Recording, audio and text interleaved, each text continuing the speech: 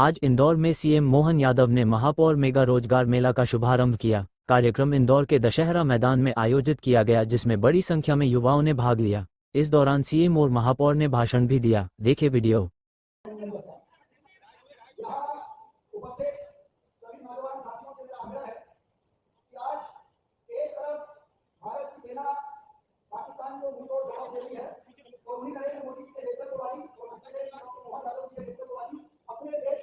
नौजवानों को सशक्त करने का काम कर रही है। तो ये तो नौजवान आज रोजगार के साथ आगे बढ़ेगा।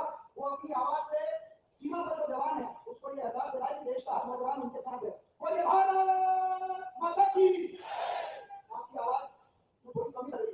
सीज फायर की घोषणा हुई है, थोड़ा आगे क्या होगा पता नहीं, आवाज वैसी निकले। और ये भारत माता की माँ अहिल्या की भूमि पर मेगा रोजगार मेले के माध्यम से मध्य प्रदेश विशेषकर इंदौर और इंदौर संभाग के नौजवानों को सही अर्थों में रोजगार के अवसर उपलब्ध कराने की दृष्टि से आयोजित इस महापौर मेगा रोजगार मेले में हम सबको अपने विजन से, अपनी प्लानिंग से, अपने काम से नई दिशा देने वाले, मध्य प्रदेश में जिनका कार्यकाल नौकरियों के अंबार से शुरू हुआ, जिनका कार्यकाल कई सारी टूटी हुई सरकारी नौकरियों को एक लाइन पर लाने से हुआ, ऐसे मध्य प्रदेश के विजनरी युवा प्रिय मुख्यमंत्री डॉक्टर मोहन यादव भी हमारे बीच में है। जरा करतब ध्वनि के साथ उनका स्वागत करें, अभिनंदन करें।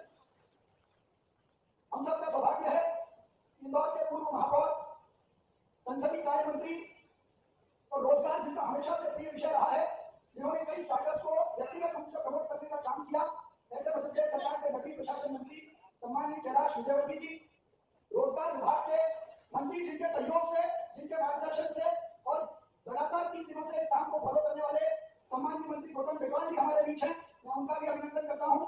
जल संसाधन मंत्री और जिनके नेतृत्व में कई सारी बावड़ियों और तालाबों का जीर्णोद्धार काम हुआ, ऐसे हमारे मंत्री तुलसी सिलावट जी का भी मैं अभिनंदन करता हूं। हम सब की बहुत आदरणीय मां देवी अहिल्या स्वरूपा, जिन्होंने बहुत लंबे समय तक इंदौर को पूरी दुनिया में दिशा देने का काम किया, ऐसी आदरणीय सुमित्रा ताई हमारे बीच में, मैं उनका भी अभिनंदन करता हूँ। यहाँ की स्थानीय विधायक, पूर्व की महापौर आदरणीय मालिनी भाभी, उनका भी अभिनंदन करता हूँ। हमारे इंदौर शहर के बहुत लोकप्रिय सांसद सम्माननीय शंकर ललवानी जी, पार्टी के बहुत ऊर्जावान अध्यक्ष श्री सुमित मिश्रा जी, श्री रमेश मंडोला जी, श्री गोलू शुक्ला जी, निशांत खरे जी, सुदर्शन जी, करोसिया जी, सम्माननीय भाटिया जी, चिंटू वर्मा जी, जीतू खिलाड़ी जी, हमारे प्रदेश के बहुत उपाध्यक्ष और यूथ आइकॉन रहे, सावन सोनकर जी, हरियाणा जी, दीपक जी आलोक जी, और पीछे की पंक्ति में बैठे इंदौर के वो सब ग्रुप जिन्होंने अपने अपने विश्वविद्यालय से आपको तैयार करने का काम किया। यहाँ उपस्थित 170 से ज्यादा कंपनियों के सीईओ, करीब 10,000 से ज्यादा ऐसे युवा जिन्होंने नौकरियों के लिए अपने को रजिस्टर किया, 16,500 से ज्यादा पंजीकृत नौजवानों का डिटेल, ये अपने आप में मध्य प्रदेश सरकार ने एक नवाचार किया है। कई सारे स्टार्टअप्स को हम प्रमोट करते हैं। माननीय मुख्यमंत्री जी, इस कार्यक्रम का मूल आधार है कि लंबे समय से देश के यशस्वी प्रधानमंत्री श्री नरेंद्र मोदी जी और आप खुद अपने भाषणों में ये बात कहते हैं कि हम जॉब सीकर नहीं, जॉब गिवर बने, नौकरी करने वाले नहीं, नौकरी देने वाले बने। तो वो तमाम स्टार्टअप्स जिन्होंने नौकरी देने का काम शुरू किया है, उनको हमने रजिस्टर्ड किया। तो करीब 170 से ज्यादा कंपनियों ने पहले हमारे साथ पंजीयन किया और अपने यहाँ उपलब्ध रोजगार की जानकारी हमको दी। उस आधार पर मध्य प्रदेश और विशेषकर इंदौर संभाग के नौजवानों ने पंजीयन किया और लगभग 145 से ज्यादा काउंटर्स पर अभी इंटरव्यू और लेटर ऑफ अपॉइंटमेंट का काम देने की तैयारी जारी है। तो ये सशक्त आत्मनिर्भर मध्य प्रदेश और उसमें आत्मनिर्भर इंदौर की जो हमारी कल्पना थी वो कहीं ना कहीं साकार होती हुई दिखती है। मैं 16,500 से ज्यादा पंजीकृत नौजवानों की उपस्थिति में 8,000 से ज्यादा युवा पंजीकरण के बाद अपने अपने स्टॉल पर पहुंच चुके हैं और अभी तक हम 4 पैकेज में 45,000 से ज्यादा के पैकेज की नौकरी भी दे चुके हैं और 170 से ज्यादा कंपनियां यहाँ रोजगार उपलब्ध कराने के लिए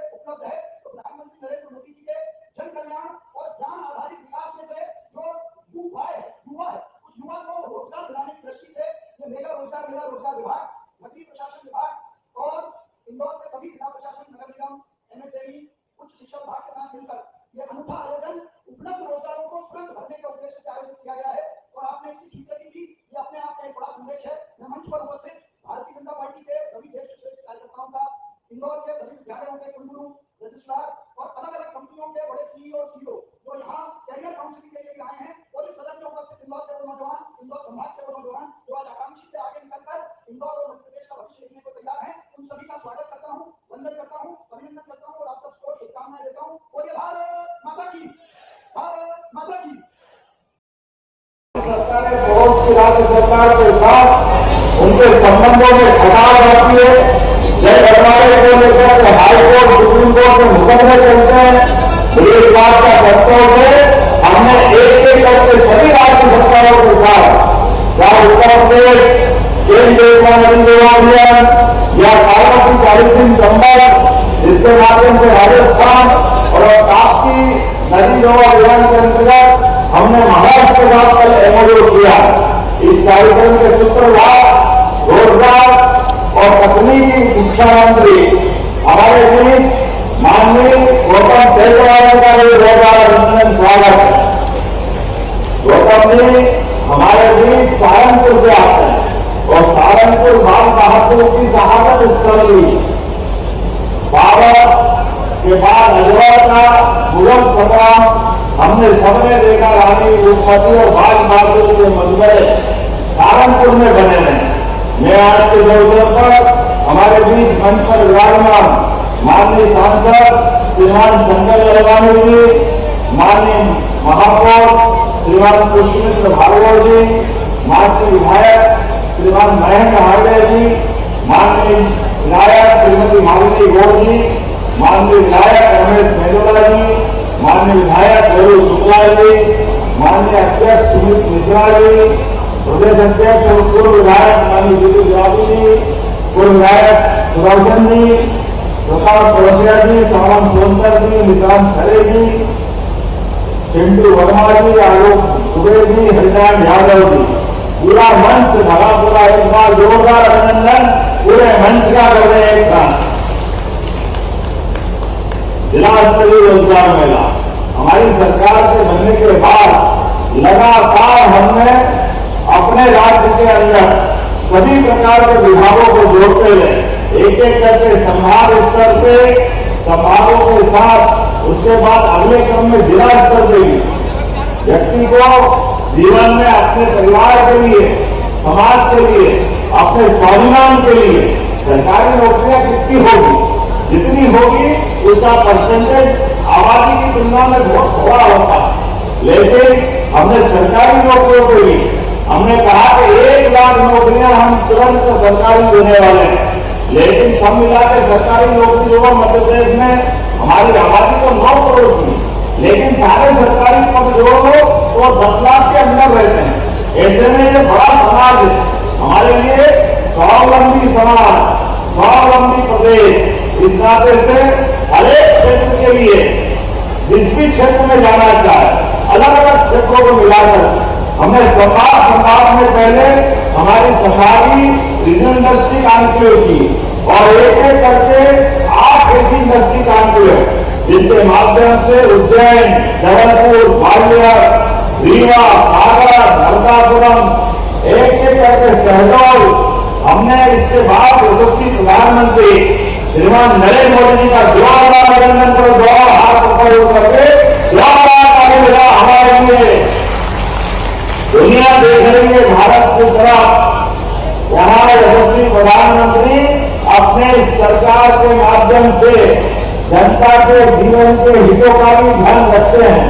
लेकिन अगर दुश्मन नापाक इरादे रखे तो समय के पहले आज से जब माननीय प्रधानमंत्री की सरकार बनी, राफेल विमान खरीदे तो कई सारे लोग कह रहे राफेल विमान इतने पैसे जाने में लगा है। अरे भाई पैसे को क्या करोगे जब हमारे देश की सीमाओं पर दुश्मन खड़ा हो? तो हमने देखा राफेल विमान के माध्यम से सारे आतंकी हत्या जोरदार हमारी सेना का सारे हिसाब सालों पुराने चुपता अगर किसी ने किए माननीय प्रधानमंत्री के नेतृत्व में इतनी आधुनिक टेक्नोलॉजी का लाभ लेते हुए हमारी सीमाओं के अंदर सेना रुकी हुई है, लेकिन सेना के साथ उनको फ्री हैंड देते हुए इस प्रकार से एक के बाद एक पाकिस्तान की हालत खराब करने का काम किया। ये बदलते दौर में नई टेक्नोलॉजी का भी लाभ है और बदलते दौर का भारत भी। दुनिया आश्चर्य से लेकर भारत की तरफ क्या वही भारत है जहां भारत के सैनिकों के स्वीकार कर लोग ले जाते थे कुछ कर नहीं पा रहे थे। लेकिन अब दुश्मन कभी कल्पना नहीं करे, अपने बोलने के पहले करीब